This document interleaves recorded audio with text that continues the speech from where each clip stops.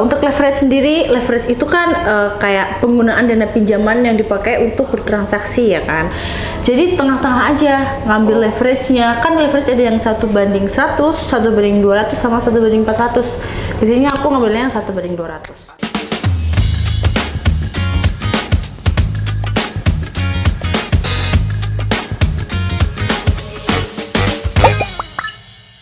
Oke Sobat Trader, kita kembali lagi di acara di Max Talk. Kali ini kita kedatangan tamu, bukan lain lagi nih ya kan.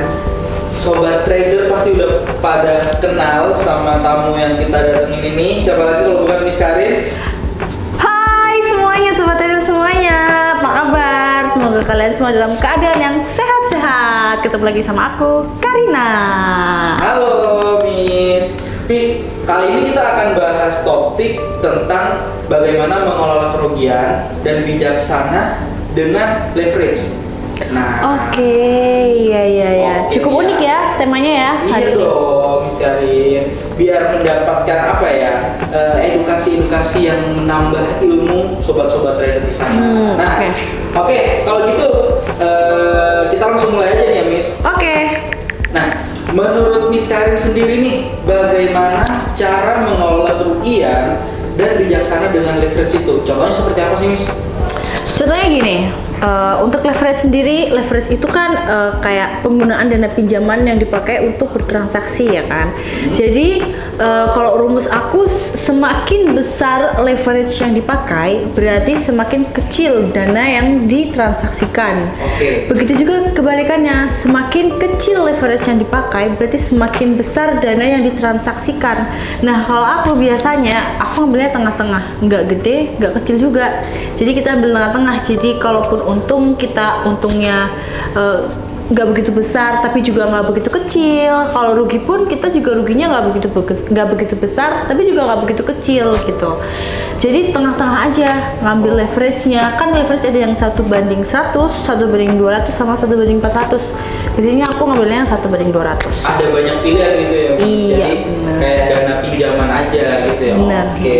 Nah, kalau yang mengelola kerugian sendiri tuh gimana, Miss? Kalau mengelola kerugian sendiri itu sebenarnya dari kita, bagaimana kita membangun money management yang baik. Nah, dari situ baru bisa kita gimana sih kita untuk meminimalisir kerugian yang harus kita tanggung, atau berapa sih keuntungan yang kira-kira akan kita dapatkan. Itu semua dari money management.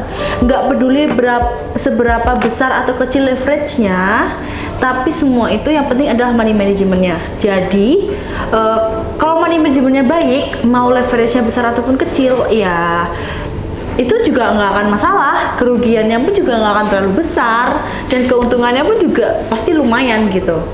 Kayak gitu. Oke.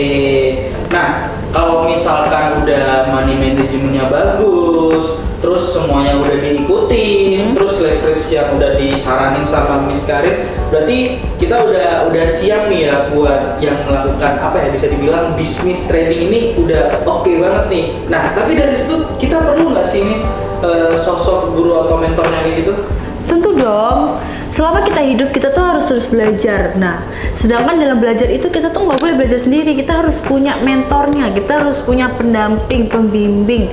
Jadi meskipun kita mungkin hitungannya udah bisa nih trading sendiri itu, tetap kita harus punya mentor.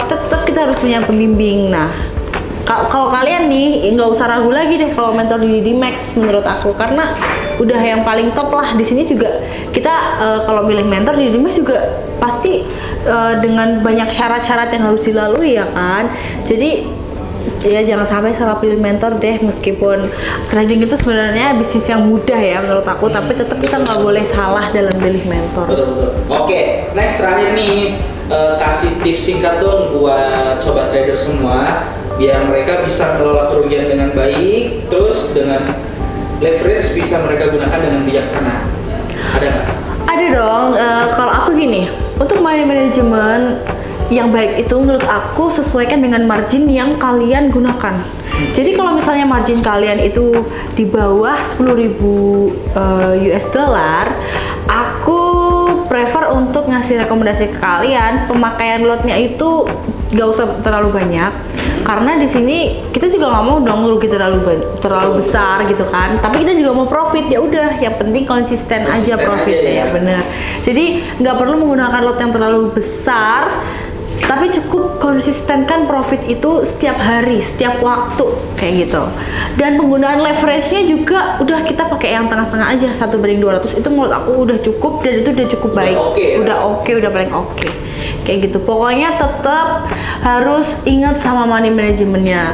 Kecuali kalau mungkin modalnya lebih di atas 50.000, nah boleh deh kalian pakai satu lot itu nggak masalah, karena nah ya bener, karena marginnya juga sesuai gitu dengan lot yang dipakai, seperti itu. Tipsnya dari Miss Karin nih. Oke, thank you kalau gitu Miss. Udah mau sempetin main di acara di Next Talk lagi. Next kita bakalan ketemu dengan topik-topik yang jauh lebih edukasi buat sobat trader semua. Oke. Kalau kayak gitu, thank you, see you. Thank you semuanya sobat trader, semangat cuan.